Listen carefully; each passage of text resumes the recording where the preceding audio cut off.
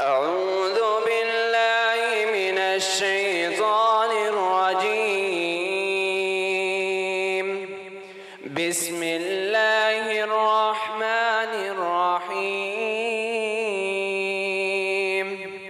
صبغة الله ومن أحسن من الله صبغة ونحن له عابدون. قل أتحاجوننا في الله وهو ربنا وربكم ولنا أعمالنا ولكم أعمالكم ونحن له مخلصون.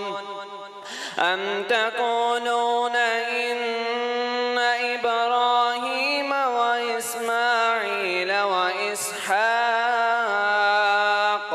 وإسحاق ويعقوب والأسباط كانوا هودا أو نصارى تلك أمة قد خلت لها ما كسبت وعليها ما اكتسبت ربنا ولا تحمل علينا إسرا كما حملته على الذين من قبلنا ربنا ولا تحمل علينا إسرا كما حملته على الذين من قبلنا ربنا ولا تحملنا ما لا طاقة لنا به واعف عنا واغفر لنا وارحمنا أنت مولانا فانصرنا على القوم الكافرين.